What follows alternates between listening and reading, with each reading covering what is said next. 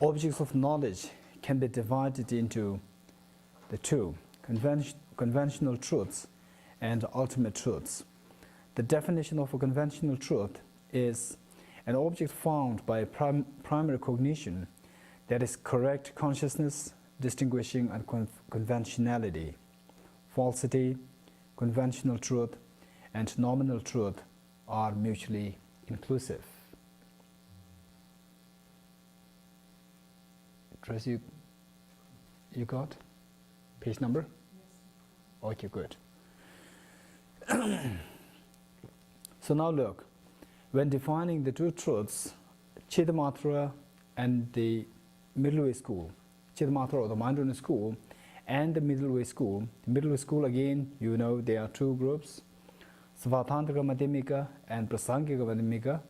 And the Svatantrika Madhyamika has further two divisions, the Yogacara Svatantrika Madhyamika and the Sutrantika Svatantrika Madhyamika. So don't feel headache, you know, hearing about all these multiple divisions.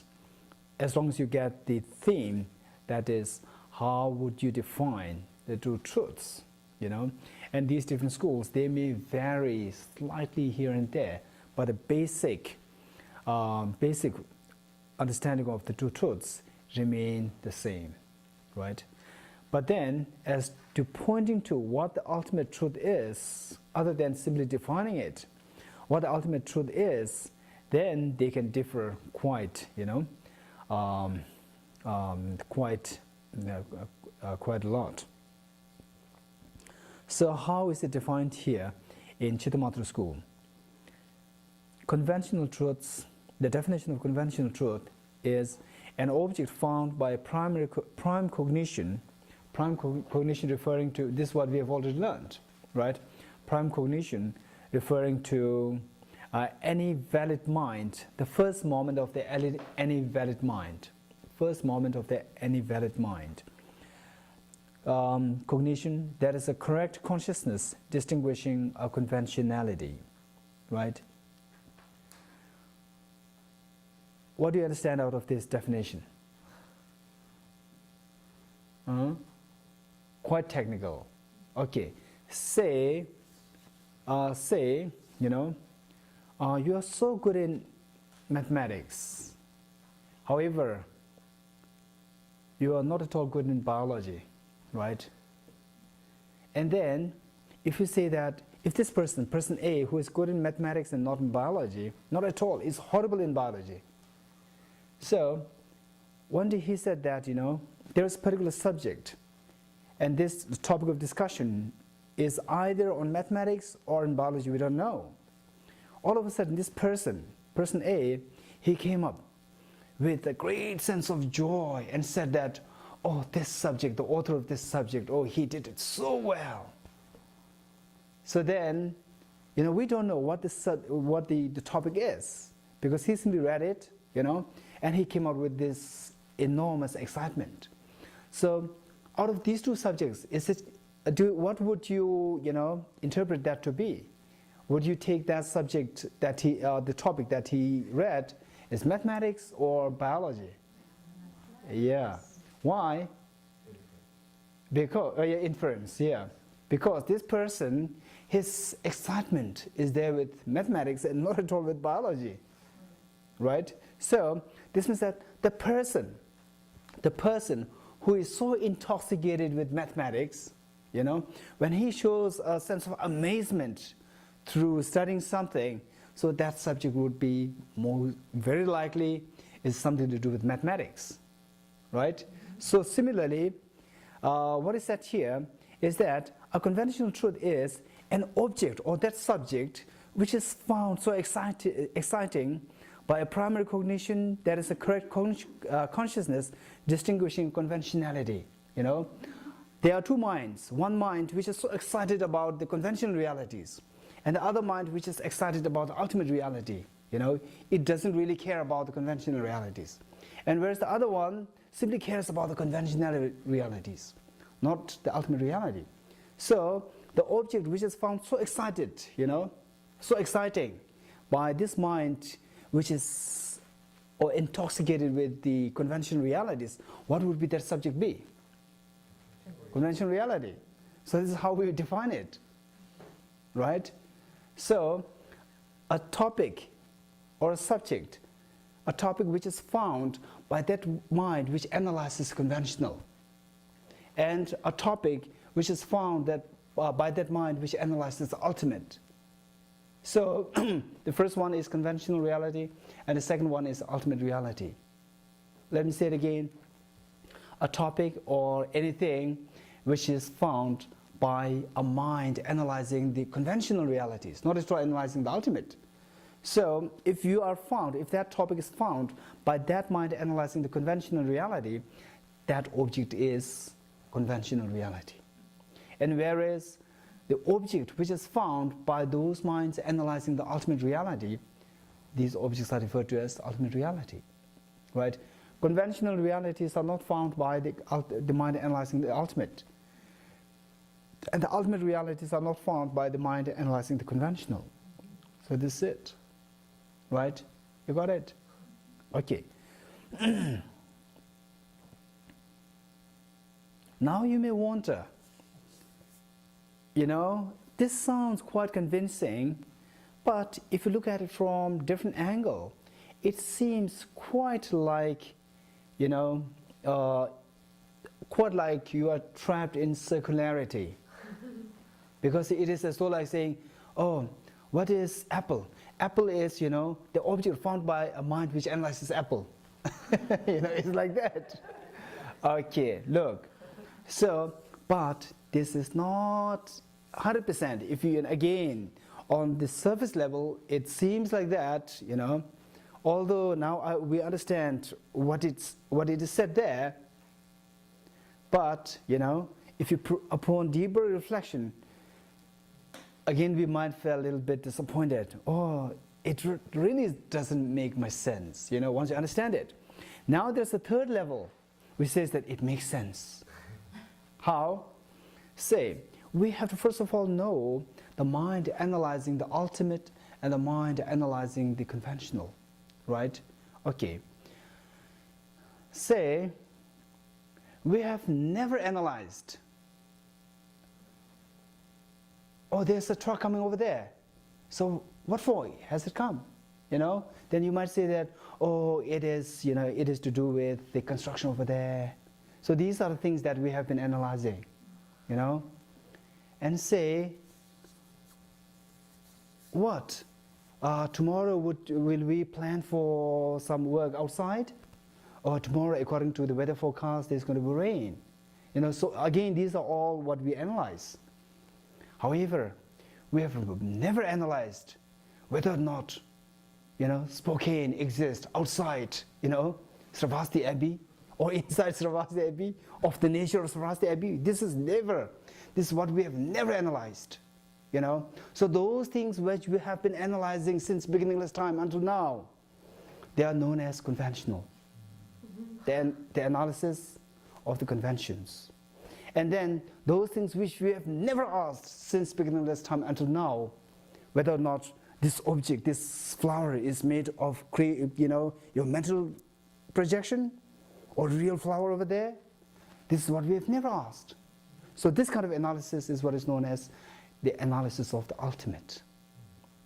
Not simply living on the conventions, you know, trying to analyze something beyond our everyday analysis. So this is what is known as ultimate. So if you ever happen to see something which is beyond, you know, the analysis that we do regularly since beginning of this time until now, if you see something beyond that, so this is what you found something on the ultimate. This is what is known as ultimate reality, you know. And whereas if you see something through the regular analysis that we have been, you know, doing every day, these are what is known as the objects found by the conventional analysis, which belong to conventional reality. As simple as that. So, say, oh, actually I'm looking for, you know, the food that I had is a little bit salty. Kevin, sorry. So I need water. And then came, oh, don't worry, the water is over there on the table. Oh, right, it's right there. You know? So this is the conventional analysis that we do usually, you know. So I found the water. Or this water is found by a mind analyzing the conventional. So this water is a conventional truth. And then I'm just wondering, you know, oh, this, where's the water? It's right there in the cup. Are you sure? In the cup or in my mind? Then you might think, oh no, he must have gone insane. Or perhaps he's trying to teach us something, you know, deeper. You know? But if you really mean it, then maybe something wrong, you know, going on in his head. So this kind of analysis is something we have never done, right? So if I ask, where is this water? Inside the cup or inside my mind? You know? And then through, this is the kind of analysis which we have never done since beginning of time until now, right? This analysis is beyond the analysis that we undertake regularly or in our everyday experience, life, right? So through this analysis, very different way of analysis, we come to know that the water is actually not something outside your mind. It is but your own mind. Now look, now you have discovered the emptiness of the water as external reality. So this emptiness of the water as external reality, which is found through this kind of very, radical, you know, analysis, something which is totally opposite to the way you analyze usually. So this kind of object found is known as the ultimate reality. Ultimate reality is what you know, those things which you found through the analysis which is beyond the conventional realities. Right? So in short, anything that you come to know, that you come to find through analyzing beyond the conventional analysis is what is known as the ultimate reality. And anything that you find through conventional analysis, you know, is what is known as the conventional realities. So what we find, you know, through such a radical critical analysis as to whether or not the flower is over there, or it's just your mind, or it's just my mind. So, you know, this is a very different way of analysis, which totally goes against the conventional analysis, and this is known as analyzing the ultimate, right? Beyond the convention is what is known as ultimate. So through this, we found that the flower does not exist as outside our mind, you know? So there's in other words, you know, there are different ways of putting it. You find that the flower is not outside your mind, one way of putting it. Another way of putting it is that you have discovered that the flower is lacking external nature. So this lack of external nature in the flower is the ultimate reality. And the lack of external reality of the table is the ultimate reality. And the lack of external reality of each one of us is the ultimate reality. So in case of ultimate reality, every object that you would think of, every phenomena that you would think of, you have to assign one ultimate reality to each of these. So I'll ask, you know, may I ask you this question? What is the ultimate reality of the table? The table's lack of external reality. What is the ultimate reality of journey? That's it. This is what is known as ultimate reality. Okay? Right. The definition, now, let me read from 150s. Now it might make a little bit more sense. Again, objects of knowledge can be divided into two, conventional truths and ultimate truths. The definition of a conventional truth is an object found by a prime cognition that is a correct consciousness distinguishing a conventionality. So to put it in, you know, easy language, it is conventional truth is an object found by a mind analyzing the conventionality. As simple as that. And then you might think, oh, now look, although what, I said is quite easy, but why should all these complicated words be put there? So by a prime cognition referring to the mind which is so reliable. Prime meaning, the valid mind, the original valid mind. The first moment of the valid mind, So last time we had been saying that out of the various moments of valid minds, the first one is the most reliable one. Because, the subsequent ones, they simply imitate the first one. So the first one is so reliable. Therefore, we take this, the primary cognition. That is a correct consciousness, distinguishing a conventionality, meaning the prime cognition, which analyzes the conventionality. Meaning, the mind which simply discusses on the issues of the ordinary day-to-day experiences and not, beyond the conventionality. Now look, falsity. So from that perspective, the table, is this found by that mind analyzing the conventionality? The table. Ah, yes. So I thought one of you are going to say no. So if you're going to say no, this means that throughout your life you have never encountered, with a table. You have never used a table. Unfortunately, you have used. Okay, so the table is found by a mind analyzing the conventional. So this means that a table is this ultimate reality or conventional reality? Conventional reality. Why is this so? Why is the table conventional reality? Because it is found by a mind analyzing the conventionality, right?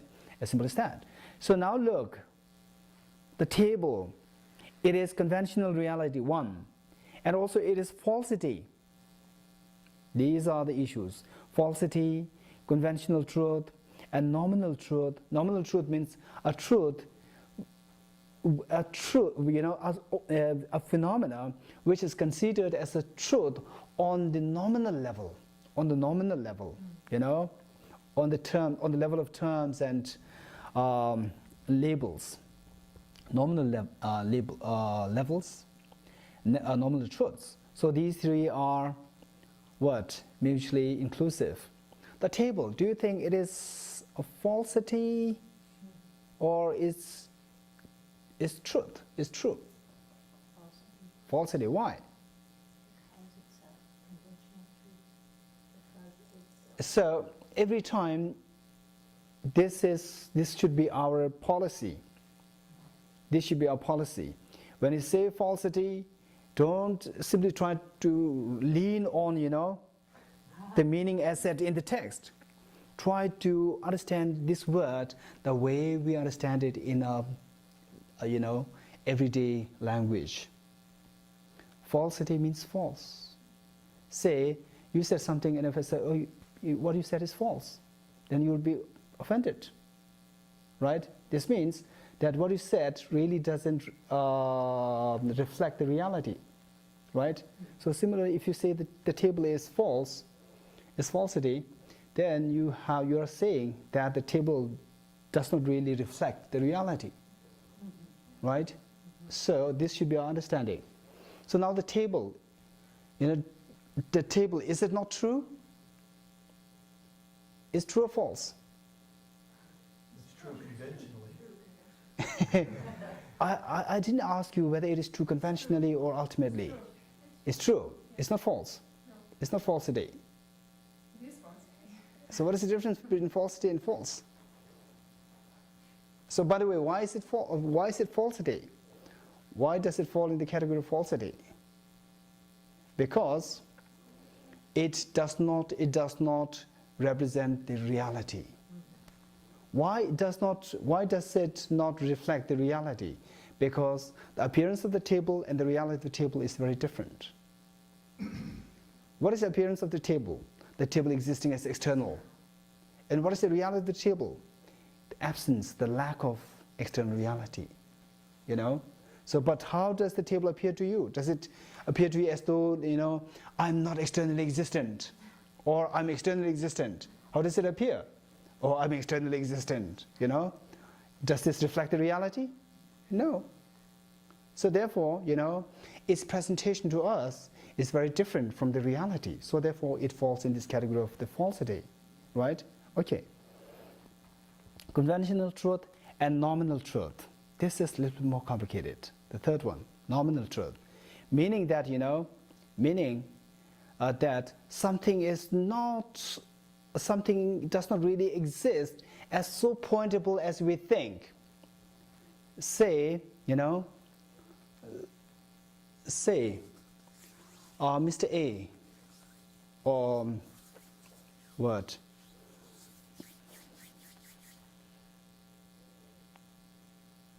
Say, a medical doctor in Spokane Hospital. He's the head of Sravasti Abbey. Then you will simply laugh at it. So because I simply, said it. I simply said it by using terms, by using words, that this person is the head of Sravasti Abbey. Does it really reflect the reality?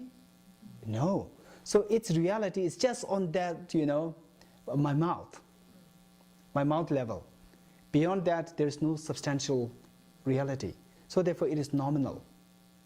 It is nominally existent, nothing beyond. Similarly, when you look at the table, how does it appear?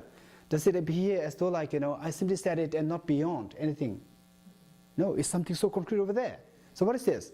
This is external reality, So as opposed to the external reality is the nominal reality, right? It's not something concretely over there, although it appears to be so external and so solid, but it's simply on the level of a mind, on the level of a usage of the terms. So therefore, it is a nominal truth. Now, 151.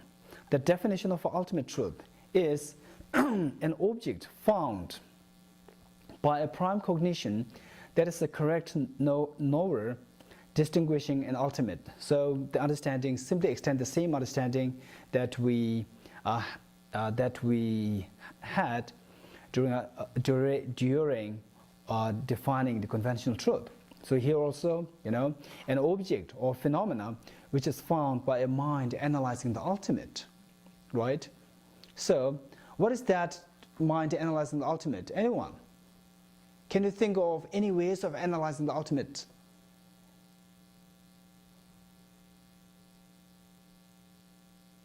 If I say, oh, Kevin, did you came from celestial realm? So I'm inquiring, I'm asking, I'm analyzing. Is this analyzing the ultimate? No. Be confident. Don't say no. Say no. Right? Okay. Johnny, did you have breakfast this morning? Yes. So this analysis, is this analyzing ultimate or conventional?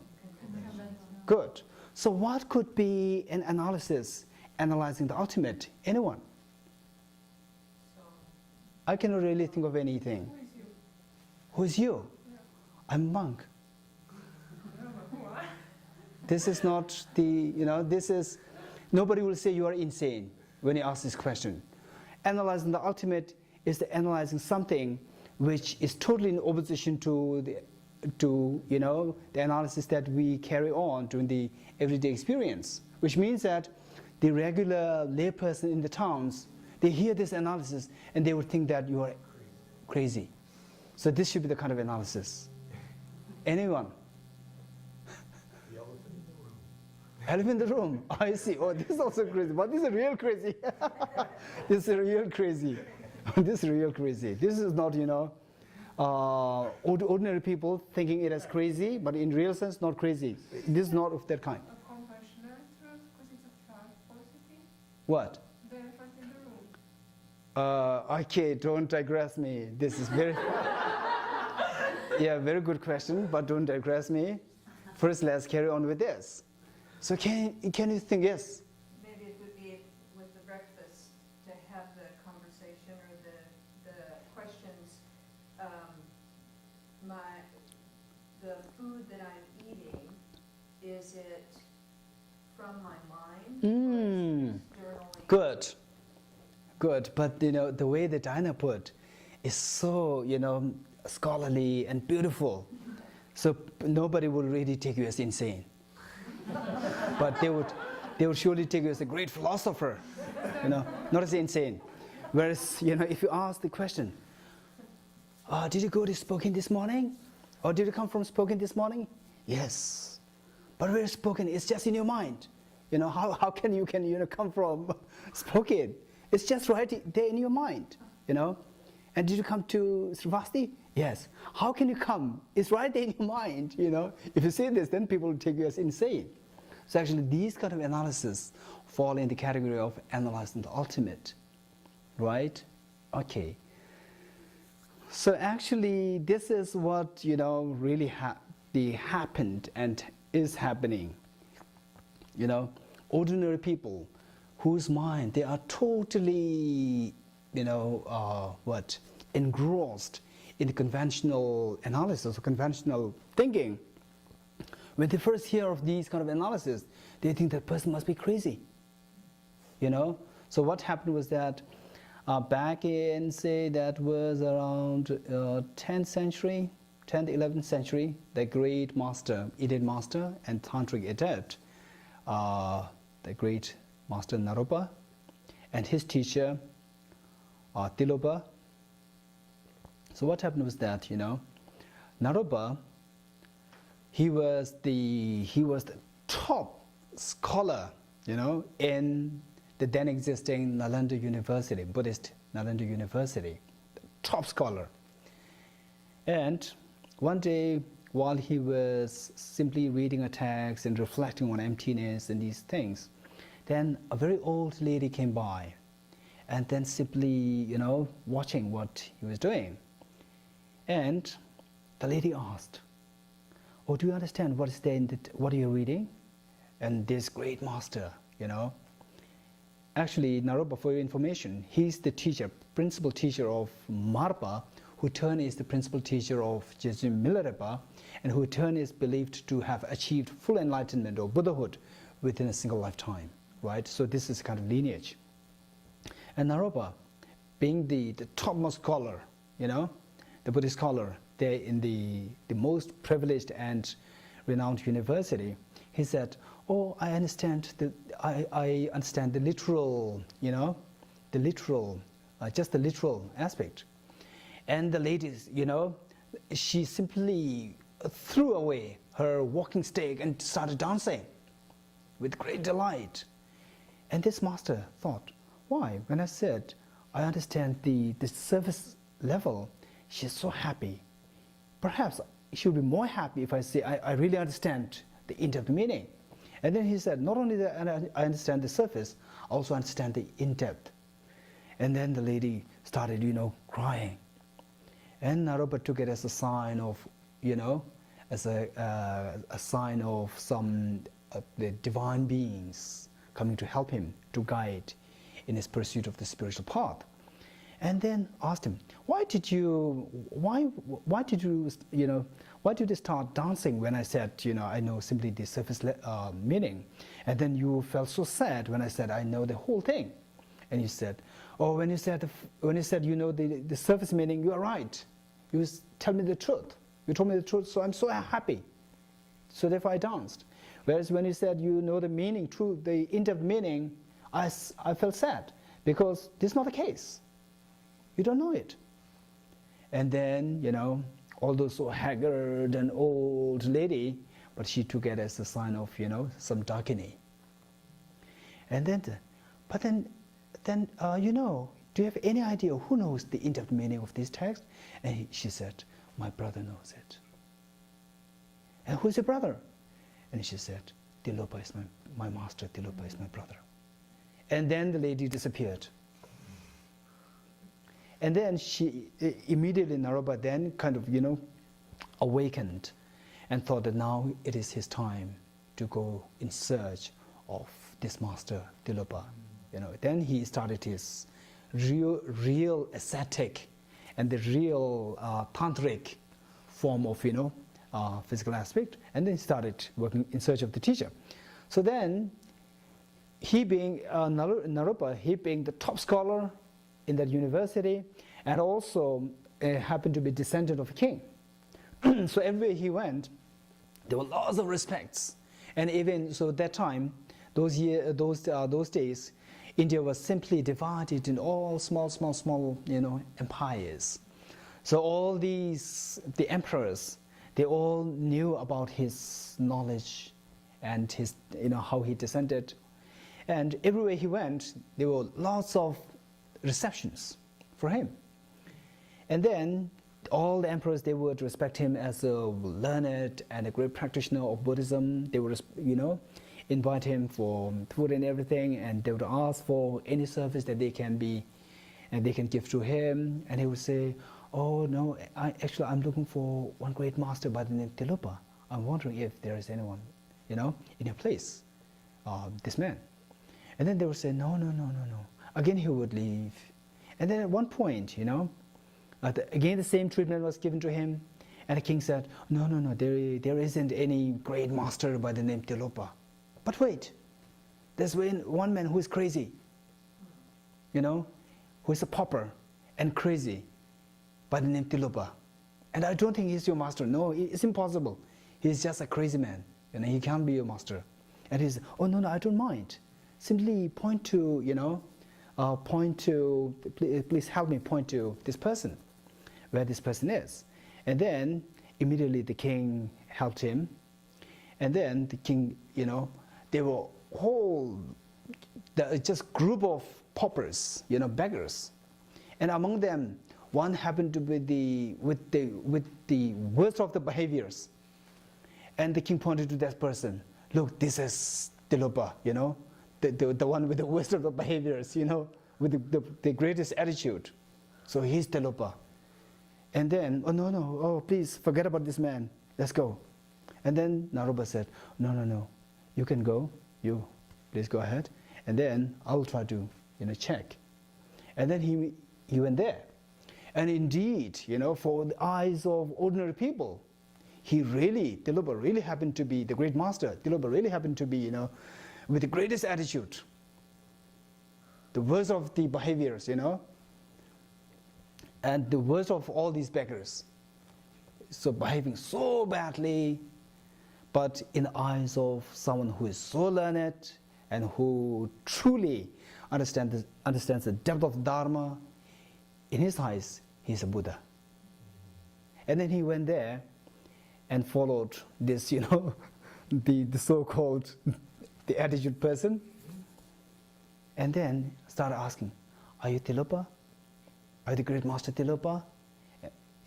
When you ask, "Are you?" and he says, "Yes." "Are you not?" he says, "No."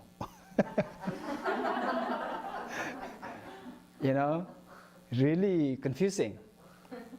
And then Tilopa pretended as though he was afraid, or he was reluctant to talk to him, as though like a very ordinary beggar, and then trying to go away from Naropa, and Naropa chasing him. And then, they came in a place just there. Actually, that was at the coast of a sea. And then two of them then were just alone. And Tilopa, without saying anything, they were the fish bones, and he took those fish bones and threw them in the water, in the ocean, and they started simply becoming alive, All these bones, they revived into real fish, and they again gone back into the ocean. And then Naropa, he came to realize that this is his indicating to him that he's the real Tilopa. And then he started becoming another pauper, following the great attitude pauper. Yeah. So then these two, So look, so this great master Tilopa, a real Buddha, whose insight whose understanding, whose wisdom simply transcends the ordinary people's. And yet, in the eyes of ordinary people, he's crazy, right? So likewise, the mind analyzing the ultimate should be the analysis of which will be considered as insane and something crazy question by ordinary people. So what would be that crazy question like? You know, oh, this flower, do you think it's beautiful? Yes, yes, yes. Oh no, it's not beautiful, it's not ugly, because it's just your mind. What, you must be crazy, you know? So this kind of analysis is what is known as the analysis analyzing the ultimate, right? Okay, so this provocative question, you know, what about the elephant in this house? And then you think that, you know, oh, by asking these questions, this is not there, it's your mind. And then people respect you so much for asking this question. Then people might respect me even more if I say that there's elephant in this house. You know? So actually this really happened once in a monastic university where the debate, you know, the analytical inquiry in the form of debate is the final way of studying and meditation. So there was a teacher and the student. So in the monastic universities, the teacher is of two kinds. One in the, what is that? In the form of, you know, the foster parents. Foster parents taking care of the younger ones, you know. So there is a monk, the elderly monk, who is supposed to be the foster parent to a new monk. And then the elderly monk, the new monk happened to be quite naughty. So the elderly monk always kind of scolding and beating him. And then, you know, one day, so this young man, he was always feeling so bad about it, and he complained about it to his friends. And the friends told him, look, there's one trick. If you don't want to receive beatings from your teacher, so there's one trick. What you should say is that when he beats, you should say that everything is illusion-like, you know? And then he didn't know what that really meant. And again the next day the teacher started beating him, and he said, oh teacher, look, everything is illusion-like, don't they? You know? And the teacher started stopped beating. Oh, this must be a great yogi. You know? He stopped beating. And then the next day, again the same behavior, and about to beat, and the student thought, look, you know, so now this is the word play, you know. Actually, illusion-like, in Tibetan, it is gyuma. Gyuma is illusion, you know. So gyuma, the same word, is ambiguous. It has two meanings. One is illusion, and the other is intestine, you know, intestine. So he thought that, you know, illusion by this word, gyuma, he thought, you know, is the intestine. So my teacher must be afraid to beat me, you know, when I say everything is intestine-like, you know. So the next day, he thought that, oh, my teacher would be even kinder to me if I say everything is heart-like, you know, heart-like. And then the next day the teacher started beating him, and he said, oh, look teacher, everything, how funny, they're all heart-like, you know. And the teacher started beating him more. Realizing that the previous day, he simply took it as, not as the magical illusion, but as the intestine, you know. Yeah. So, you know, so again, when you say something which transcends, something which is beyond the ordinary convention, it can be of two kinds. One which is really insane question, and one which is so profound that ordinary people cannot fathom it, you know. So there are two kinds. So this question, you know, oh, there's elephant in this house, this belongs to the second category, a really insane question. And seems like a conventional truth. I see. Oh, yeah. Exactly. So the elephant in this house, is this conventional truth? This is a serious question, very good question, yeah, thank you. Is this conventional truth? Yes, no? Yes. Yes. I see. Is this truth? Is this what? Is this an object? Is this existent? Object is mind. Is this existent? It exists just nominally. So Does it exist or not? This is my question.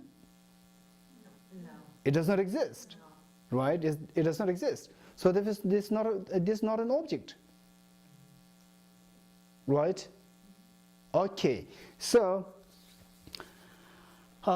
this is not conventional truth. Conventional truth and ultimate truth, these two are the divisions of what? Objects of knowledge can be divided into two. conventional truths and ultimate truths. So therefore, anything which belongs to one of these two categories should necessarily be an object of knowledge. And the elephant in this house, is this an object of knowledge? No, right? But then the argument, the qualm, is that this is falsity. Right? This is her argument. This is falsity. And falsity and conventional truths, these two are mutually inclusive. So please debate. Thank you, Christina. This is for your homework. Okay. Along that same line, in this definition, Uh-huh. the term correct consciousness, what's the implication of that? Correct, yeah, that's good point. Correct, what? Correct consciousness. Correct consciousness. Correct consciousness or the valid consciousness. A consciousness which is right, a valid, you know, the valid mind, valid consciousness. And the valid consciousness, you know, according to the lower schools, actually Prasangika doesn't really make that distinction. The lower schools, they make this distinction and they consider it's quite important to make this distinction.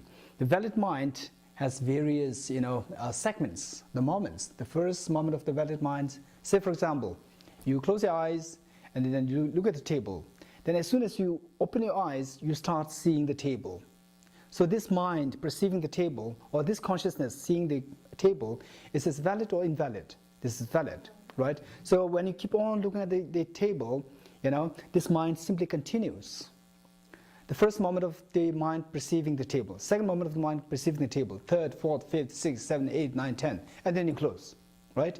So out of these moments, the 10 moments of the mind, consciousness, the valid minds perceiving the table, we see that the first one, you know, the first one is the most important one. First one is the most important one, and the second, third, the subsequent ones, they are less important. Because the first one is the most reliable one. And all the subsequent ones, they simply imitated the first. Say, this, it seems like, you know, some of you, since that you were absent in the early classes, so let me say, put it, you know, here this way. Say, I think, when do you think the computer is first created? 1960, say for example 1960, you know. So I think before that. Anyway, say 1960, you know. Say the first person who invented computer in 1960, he has enormous depth of knowledge. And nowadays, you know, nowadays there are thousands of people who have the knowledge of computer, you know, thousands. But in 1960, you know, there's only just the first person. That moment, you know, when he first discovered it, there's only one person in this world who had the knowledge of computer, right? So, but nowadays there are plenty. How come that, you know, is it that the people nowadays, they are more knowledgeable than that person in terms of computer? No. You know, nowadays, even the small kids, they know about the computer. You know, they know about this computer is simply through, not through their own power, not through their own power of the knowledge, but through imitating from someone else. So to imitate is very easy. But the pioneer, you know, the founder of the person who first invented or, you know, discovered, so that is the most difficult one. For that, one needs tremendous wisdom and intelligence. So the first one who founded is considered to be the most intelligent in terms of this field or topic. Similarly, in terms of the mind, you know, of the different moments of the mind, seeing the same object, we give credence to the first as the most reliable, you know. So the first one is particularly given the name, the primary, the prime cognition, prime valid cognition, right? The unmistaken consciousness or correct consciousness or valid consciousness, they all mean the same, right? And the prime, this word prime is given to the first moment, right? Okay. Cognition that is a correct consciousness, so it's just being a redundant in itself. Consciousness, correct consciousness, distinguishing, what is that? Prime cognition that is a correct consciousness. So prime cognition referring to the first moment. The first moment of the consciousness may not necessarily be right, say you start seeing elephant in this house, you know. So there's the first, you keep on seeing, looking at it, you know. Oh, the elephant, enjoying the elephant. So there's various moments of the consciousness. First moment of the consciousness, seeing the elephant. Second moment of the consciousness, seeing the elephant. Third, fourth, fifth, sixth, you know. So of these, the first one is the prime, right? And yet this is invalid. Okay. So, Right. so there has to be some, Yeah, it is the prime cognition referring to the first moment, and the correct consciousness referring to the valid cognition. Gotcha. Okay. I have a question. You said previously that of the three natures, the other power and the family established exist truly. That means that there are conventional ultimate truths? Not necessarily. Necessarily. Yeah. So truly existent and ultimate truth, these two are two different things. It is only the thoroughly established nature that is the ultimate truth. Okay, so in that, I mean, we said previously that, for instance, the Verbosenkia lacks the ability to fly. That's a thoroughly established. No. Didn't you say that? Oh, no. Are you a great philosopher or what? Great philosopher, or I don't know, something, you know, something. We make those examples. Venerable Semke's ability to fly, you know, this is the imputational phenomena, because this is non-existent. But her, you know, I mean, But her lacking true external reality is the thoroughly established nature. it seemed to me like in the thoroughly established nature we included more. Like, it seemed to me like there were more examples than just. I mean, up to now it seems like ultimate truths are just the lacking. Of external reality. So actually last time what we said, is that the thoroughly established phenomena, under that there are two categories according to this author. But there's a debate between, you know, the two different groups in the monastic universities. One saying that thoroughly established nature necessarily should be the emptiness of external reality, and the other group saying that no, the selflessness of phenomena and selflessness of persons both fall in the category of the thoroughly established nature, right? So whereas one school or one class says that it is only the selflessness of phenomena which is the thoroughly established nature and not the selflessness of persons. Okay, next we read the definition of ultimate truths. Ultimate truths the definition of an ultimate truth is an object found by prime cognition that is a correct knower distinguishing an ultimate, which means valid mind analyzing the ultimate. Emptiness, you know, element of superior qualities, thoroughly established nature, ultimate truth, limit of reality, and thusness are asserted to be mutually inclusive. So these are all different names for the ultimate reality. Emptiness, first one is all right, you know, emptiness of external reality. This is ultimate reality, we all can accept. Next, element of superior qualities. Element of superior quality referring to the one which can be realized by, you know, directly by a superior referring to the Aryas, you know, mind analyzing the ultimate, superior quality. Number three, thoroughly established nature. This is what, you know, what we're doing. And the ultimate truth is okay. Limit of reality, yandata. Limit of reality is saying that out of the different realities, this is the final, you know, the last, the limit of reality. And thusness referring to, you know, this is it, there's nothing beyond thusness, are asserted to be mutually inclusive.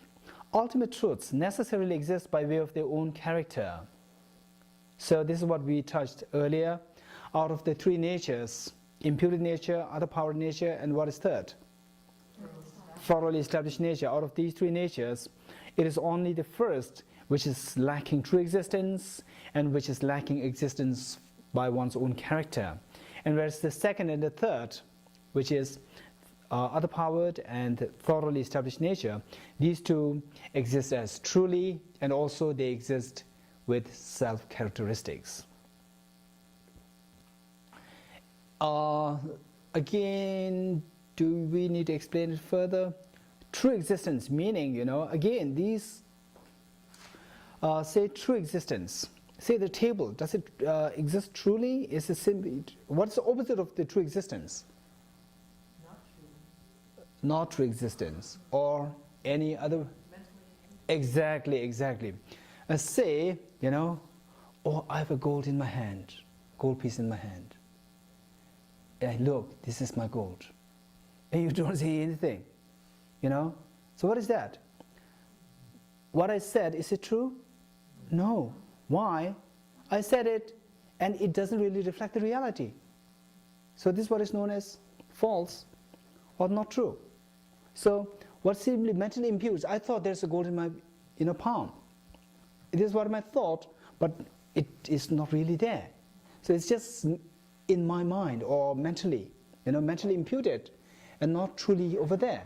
So the opposite of true existence is mental imputation. Clear? So out of the three natures, the first one, the imputed nature, this is not truly existent because it is mentally created, mental imputation. And then whereas the second and the third natures, what are they? Other-powered and thoroughly established natures. These two exist, you know, truly. It's not something that you mentally imputed. It's really over there. And also they exist from their own, by one's own characteristics. For example, the table, it has its own characteristics, such as color, shape, and so forth. And also the ultimate reality, it has its own characteristics. It's not something that your mind imputes it, you know. It's really existent. Okay. Ultimate truths necessarily exist by way of their own character, or by way of by way of true existence, but conventional truths do not necessarily exist by way of their own character. What do you understand by this second part of the sentence? But conventional truths do not necessarily exist by way of their own character. What about the table? Is it conventional truth? Yes. Does it exist? What? Does it exist by way of their own character? Existing by way of their own character and existing truly, these two mean the same. You know? So the table, does it exist by way of its own character? Yes. The table. So some say yes, some say no. Does the table exist truly? Yes, no. Yes. Yes, no. It's not mentally imputed. It's not mentally Good. Right. Good.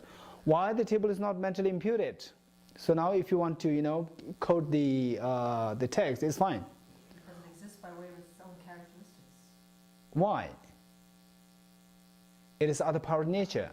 Good. Other-powered and thoroughly established nature, these two should necessarily exist truly, number one. Necessarily exists by one's own character. Right? Mm-hmm. Okay. So now, but what is this part of the sentence? But conventional truths do not necessarily exist by way of their own character. The table, is it conventional reality, conventional truth? Yes. Does it exist by their own power or not? Yes. But then what is this part? But conventional truths do not necessarily exist by way of their own character. What is this? Be confident. You are right, Venerable Samgye. Be confident. What is not necessarily? Exactly. Be confident. What I'm saying is that it says, it doesn't say that, you know, but conventional truths do not exist, you know, by way of their own character. It doesn't say that. It said, but conventional truths do not necessarily, which means that among the conventional truths, some can exist by way of their own character, and others not necessarily, meaning others may not exist from their own character. So can you think of, which means that in this domain of conventional reality, you know, there are two groups. One which exists by way of their own character, and the other which does not exist by way of their own character. So what can you think of, as a conventional reality and yet not existing by way of their own character? Anything? Something that's mentally imputed. Just give me an example. Duality. What duality? Just give me something understandable, because I'm a slow learner. I'm really very slow learner.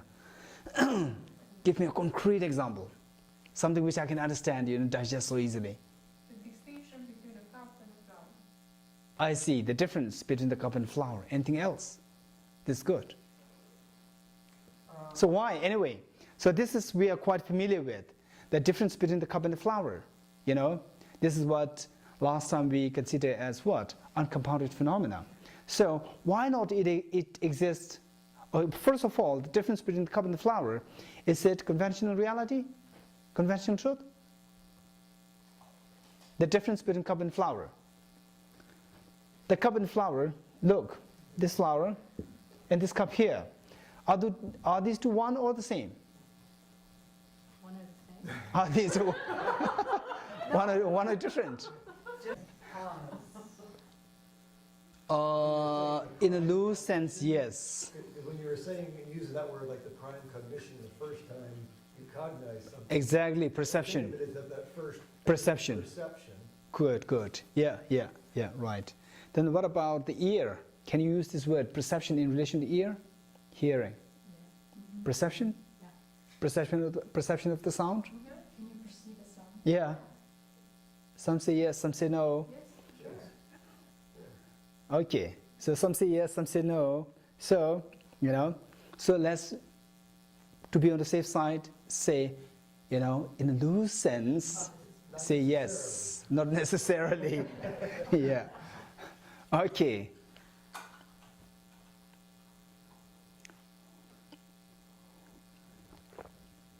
Okay, so the flower and the cup, are these two the same or different?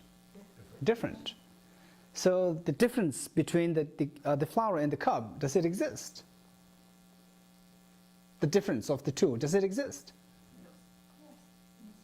If the difference of these two does not exist, then these two should be same. So the difference exists. Okay, so is this difference, conventional difference between the flower and the cup, is this conventional truth or ultimate truth? Conventional truth, good. Conventional truth, right? And does it exist by way of one's own character, or does it exist truly or not? Yes? Does not exist truly. Okay, it does not exist truly. Why? Because it depends on the mind. Depends on the two objects. Yeah. So it does not depend on itself. I see. So, yeah. So in other words, better. So since that I'm a slow learner, I would rather have it, have it answered it, because these two belong to the imputational nature, So why? The next question would be, then why, if something is imputational nature, should not exist truly? So true existence and imputational existence, these two are opposite. These two have nature of dichotomy. So if something exists by way of imputation, it cannot exist truly. If something exists truly, then it cannot exist by way of imputation. So these two are just opposite ways of, modes of existence. But that's good enough. Okay, let's go further. Ultimate truths necessarily exist by way of their own character, but conventional truths do not necessarily exist by way of their own character. Okay, we are not finished. So conventional truth, we said that there is one class of conventional truths, and yet not existing by way of their own character. So now can you think of the other side, conventional truth, and simultaneously or at the same time existing by way of one's own character? A cup. Very good. Seems like you have a great philosopher. I don't know, philosopher or a logician. A cup Is it conventional reality? Yes. Why? Because this exists externally. Why? It exists externally. I see, thanks God. You know, in Chittamatra Vayu, finally we got something external reality. A cup existing externally. We are still in Chittamatra's world. So, again, let's go back. Why the cup is conventional truth? It's an object found by a valid mind analyzing the conventionality. Good enough. Next question. Why the cup? The cup, does it exist? Does it exist truly, or does it have, you know, does it exist by way of one's own character? Both. It truly exists and by way of its own character. Good. Why is it the case that the cup exists truly?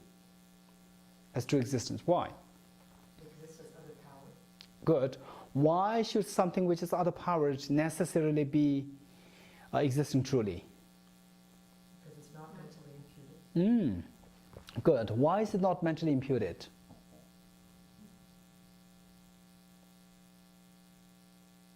Because it exists by way of its own characteristics. Oh, good. You know, seems like you are also a good logician. Okay, so we go.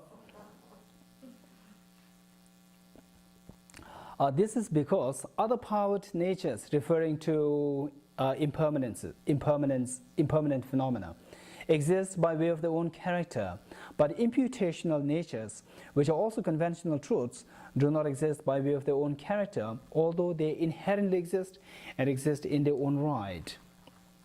So now look, from this, the message that we get is that existence, inherent existence, and existence from, you know, in their own right, these three are synonymous. Existence, inherent existence, existence in their own right, these three are synonymous. Existence, inherent existence, and existence in their own right, these three are synonymous. My question, inherent existence and true existence, are they synonymous? Inherent existence and true existence, are they synonymous? No. Why not? Because inherent existence says that it exists from its own right. Okay, And we're saying that true existence is that it exists by way of other power. good. Oh, true existence by way of other power. Are you sure? Are you sure? Can anyone help me? I see some flaw here, but I can't point exactly what that is. Can anyone help me? What that fault is? She's saying that, you know, true existence reflects existence by other powered. What about thoroughly established nature? Does it exist truly? Yes. Does it exist truly or not? Yes. It exists truly. But does it exist by the power of through other powered? Yes. By what? What does it mean by other in the context of other powered? What is that other? Causes. Good. The thoroughly established nature, does it exist by dependence on the causes? No. So therefore, does it not exist truly? Because, you know, it is not. Its existence is not by the other powered. No, it is by the other power. No, because its existence is not because of its causes and conditions. No, it's truly existent, but it's not imputed by the mind. Good. Yeah. So true existence and, you know, imputational existence, these two are contradictory. So when you think of the thoroughly established phenomena as truly existent, simply instead of saying that, oh, it exists as truly because of other powered, we say it exists truly because it is not mentally imputed. Something which is not mentally imputed should necessarily exist truly. Right? Can you think of anything which is not mentally imputed and yet not truly existent? Can you think of anything which is not mentally imputed and yet not truly existent? If you can, then you're going to be the next teacher.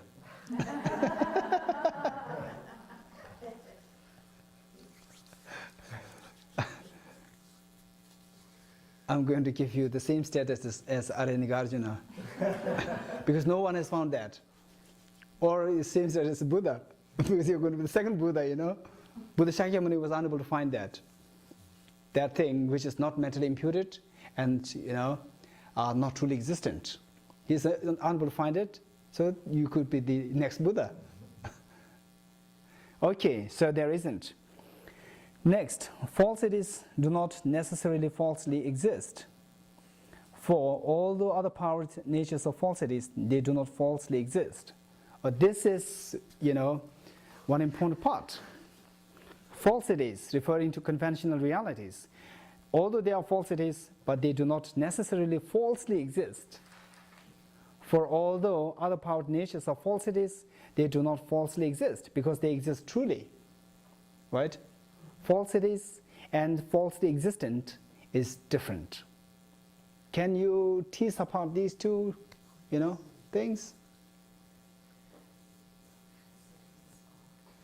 For example, from the point of view of Chittamatra, again we can say that, not Chittamatra, from Prasanga point of view, you know, there's a similar kind of what is that? Some kind of paradox, you know, even in Prasangika. So we say the objects, they don't exist objectively. The table, which is object, it is an object, but it does not exist objectively. So likewise, the table is a falsity, but it does not exist as false. It does not exist, you know, falsely. So can you tease apart these two? Falsities on the one hand, and falsely existent. So here the best thing would be to confine to the definitions, confine to the meanings of each of these aspects. What is falsity? Falsity, you know, falsity is, instead of, you know, saying, you know, falsity which is the opposite of the ultimate reality. Ultimate connotes something so, you know, solid. Ultimate reality, so the opposite of the ultimate reality is the false reality or falsity, you know. And falsely existent, exactly, is the, you know, existent by means of mental imputation. So now you think of the table, you know, is this ultimate reality? No. So therefore it is falsity. Does it exist truly? Yes. Yes, why? Or does it exist falsely? Does it exist falsely? No. No, why? Because it does not exist by means of imputation. You know, falsely existent simply connotes existence by mental imputation, right? Falsely existent connotes mental imputation, and falsity connotes the opposite of ultimate reality. That's it. Right? Okay. Now, next. Proponents page, I think, what is that? Page 17 what? Okay, whatever is 173 or whatever. So next, proponents of sutra, proponents of mind only, and autonomists referring to Svatantrika Madhyamika, all agree in their presentations of the three times and non-affirming negatives. The negatives are positive and negative phenomena, and the negative phenomena, again, affirming and non-affirming negative. This we did quite in detail last time. Next, the five sense objects, forms and so forth, do not exist as external objects because they are produced within the substantial entity of our internal consciousness through the power of predisposing latencies established by common and uncommon actions in the mind basis of all. Okay. So now everything, including the sensual objects, the five sensual objects. What are the five sensual objects? The physical form, sound, smell, taste, Yeah, tactility, yeah. So these 5. So what it says here is that forms and so forth, the 5 sense objects, forms and so forth, do not exist as external objects, you know, although they appear to exist externally, but they don't exist as externally. Why? Because they are produced within the substantial entity of an internal consciousness through the power of disposing latencies. Let's make the sentence shorter. External objects because they are produced within the substantial entity of an internal consciousness. Say, you have a mirror here, mirror.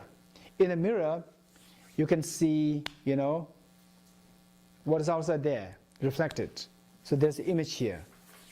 If you don't know that it is a mirror, then what will you do? You'll try to, you know, go in and bang yourself, right? Okay. Whereas if you come to know that this is a mirror, then what you see there, you will simply take that as an image in a mirror, right? You follow me? Okay. Then the next question. The image that you have on the mirror, is it the mirror?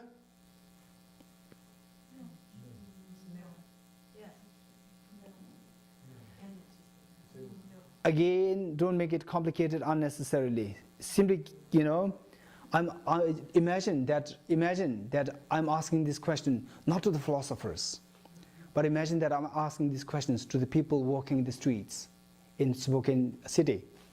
You know, have you ever seen a mirror? Yes. And have you ever seen your face in the mirror? Yes. And that is what is known as your image. Image in the mirror. Is it the real mirror? Is it the mirror? No. This is my question. No. Yes. I see. Sorry? The image is a mirror. Does the image reflect? Does the image have the qualities of the mirror? No. Good. So what about those who are silent?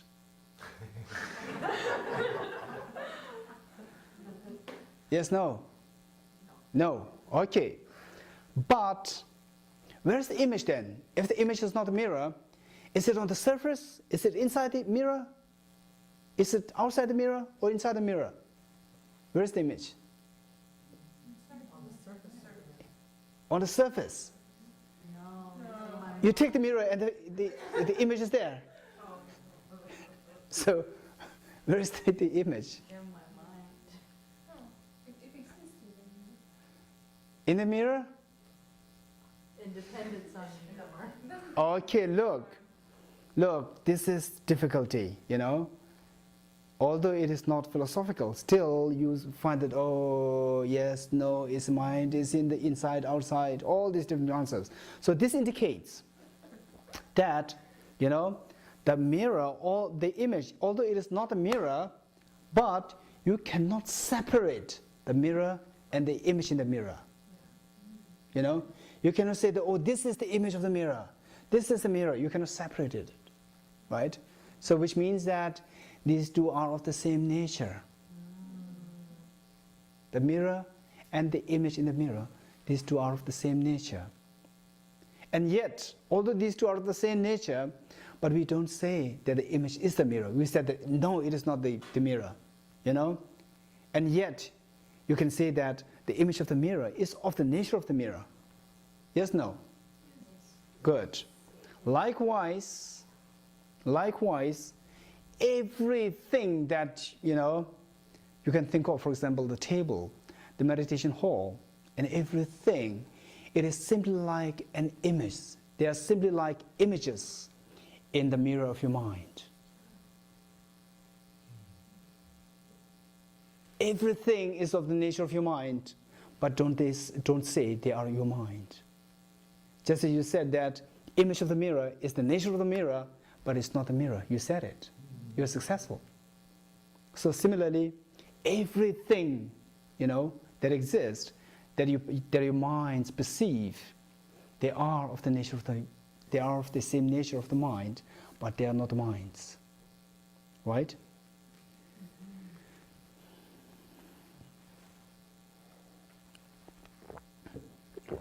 Now my question is about the table. The table, is it of the nature of your mind? We are still in the world of Chittamatra. Yes. Don't think. Don't think that you are running there in the street of Spokane, ordinary people. No, don't you think, nor should you think that you are Prasangika high up there in the sky. We are still in the domain, in the world of Chittamatras. The table, is it your mind? No. Good. It's the nature of your mind. Is it of the same nature as your mind? Or this is different nature with your mind? The same nature as your mind, right? But is it the mind itself? No. So this is what we need to make distinction, right? The table is of the nature of the mind. It's like the reflection in your own mind. It's just of the same nature as the mind, and yet it is not the mind. When you say it is not the mind, don't think that it is external over there. Right? So, Geshe, what is the definition of nature in that sentence? What is a synonym? Is there a synonym for that word besides Entity. entity? So what we learned before about entity-wise, they're the same nominal. Exactly. So the mind, so the table and the mind perceiving the table, these two are the same entity-wise. But these two are distinct or separate nominally. As per what we learned. So now this is applicable here. Okay. So now let's carry on with this sentence. We have 5 minutes more. The 5 sense objects, forms and so forth, do not exist as external objects because they are of the nature of our own mind. By no means they are separate. External objects connote, something existing separate outside your mind. But this is not the case. It's just of the nature of one's own mind. Just as the image of the mirror, image of the mirror and the mirror itself, these two are inseparable. Similarly, the table and the mind perceiving the table, these two are inseparable. Right? Because they are produced. Why? Why it does not exist as external reality? Because they are produced within the substantial entity of an internal consciousness through the power of, so which means that, say, the first mind, say I'm looking at the table, we're all looking at the table, the first moment of the mind, and then we keep on looking at the table, we keep on looking at the table, the first moment of the mind perceiving the table, second moment of the mind perceiving the table. So if I ask you, what is the cause of this second moment of the mind perceiving the table? You will say the first moment of the mind perceiving the table. This is so easily, what we can say. Now if I say, what is the second moment of the table caused? Say, now look, it's like this. The first moment of the table and the second moment of the table. First moment of the mind perceiving the table and the second moment of the mind perceiving the table. Okay. Say, we said that this second moment of the mind perceiving the table is produced by the first moment of the mind perceiving the table. This you said it so easily, without any difficulty. So now, this one, the first moment of the table, we say that the second moment of the table is given rise to by the first moment of the table, right? But then what about when you connect the two? Just as this one, the first moment of the just as the first moment of the mind is responsible, has given rise to the second moment of the mind, is it the case that the first moment of the mind gave rise to the second moment of the table? No. Not just the first moment of the second moment of the mind. The second moment of the table, is it given rise to that? No. Okay. Now look, just imagine, don't think of ourselves in the world of duality. We are still in Chittamatra. So what you are trying to think of right now is that, the table is over there and my mind is over here. So how can this first moment of the mind give rise to the second moment of the table over there? Disconnected. But you imagine in the form of the mirror and its image. Image. So, image on the mirror. Is it outside right over there? No, it's right there, Cannot be distinguished between the mirror and the image. right? So just as the first moment of the mirror gives rise to the second moment of the mirror, the first moment of the mirror should equally give rise to the second moment of the image, because it's just there, mixed. So similarly, the table and you, don't think of you, your mind here, and the table over there. These two are just like the mirror and the image. So if that is the case, if the mode of existence of the table, the relationship between the table and your mind is the way the image in the mirror, then imagine, the table and your mind, and then see, just as the first moment of the mind is responsible in giving rise to the second moment of the mind, is it responsible for giving rise to the second moment of the table? Yes, no? Yes, this should be yes. Right, now let's see. Let's read further.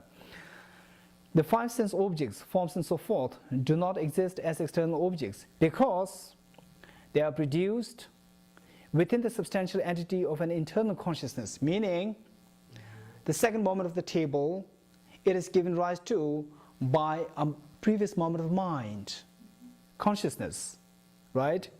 Substantial entity of an internal consciousness. Substantial entity referring to, is like this. A substantial entity, say we need to make a table, right? So you have, say, the Sravasti Abbey, the construction is going on. There are wooden planks, and there are nails, there are hammers, and there are the carpenters. All these are the causes for the upcoming structure of abbeys, the residence. So of these different causes, is it the case that the causes should be always there with the result, associated with the result?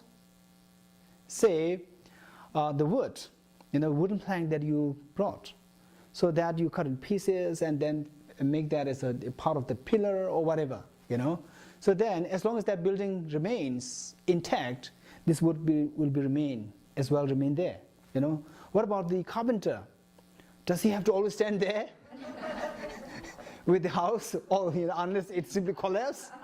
No. So among the causes, there are some which transform into the part of the house, and some which simply cooperates, which simply contributes, and then don't be a part of it. Say the carpenter, it is a cause to the upcoming of the building, but later on he will go retire to his own house, and he doesn't really have to stand there all the time. But whereas the wooden plank that we used to make it a pillar will always remain there, unless the house really crumbles down, it always remains there.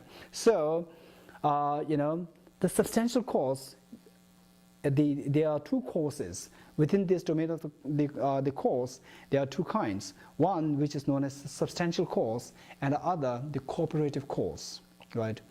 The substantial cause are those causes which eventually transform into that result.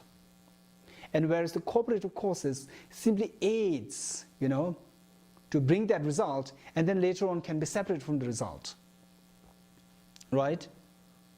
Say like the carpenter. The carpenter is the cooperative cause, and the wooden plank is the substantial cause, right? Okay.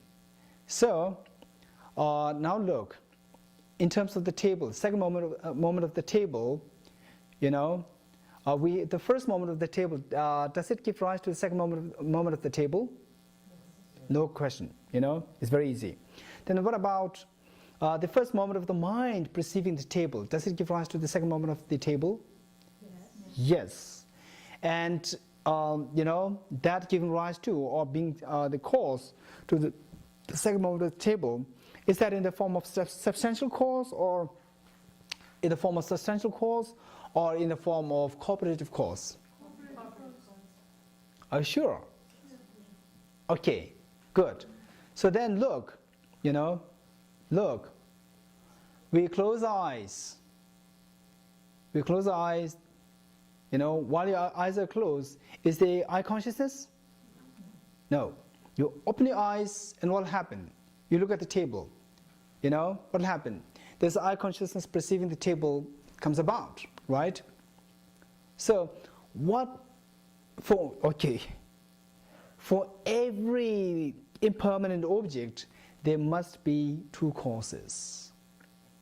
one substantial and one the cooperative cause. So now look, as soon as you open your eyes, the first consciousness, eye consciousness that, that arises in you is the eye consciousness perceiving the table, right?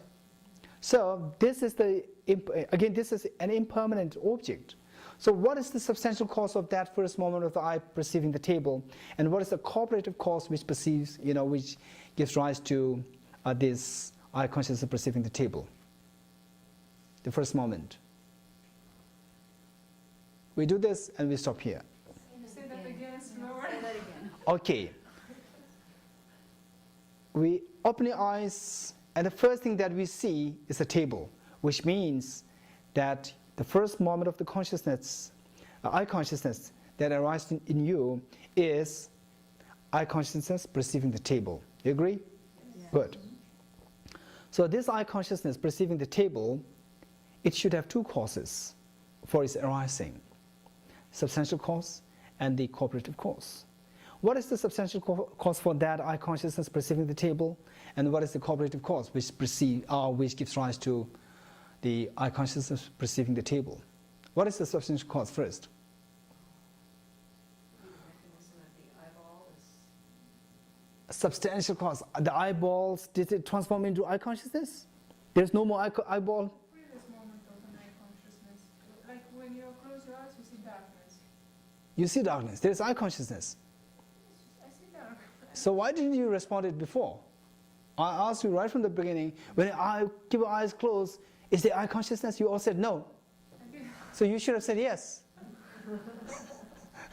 This is why I asked this question right from the beginning, to make sure that you don't come up with this problem.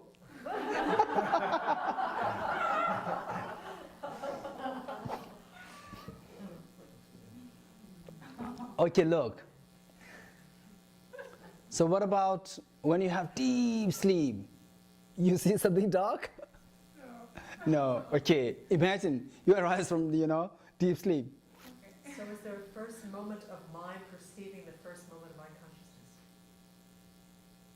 Is there such a thing? Yes, particularly from the point of view of Chittamatra, there's self-cognizant mind. The mind which functions in two ways, which functions to look at the outside and which functions to look inside. Like the bulb. Bulb illuminating outside and illuminating itself. Right? Okay, we stop here and carry on tomorrow.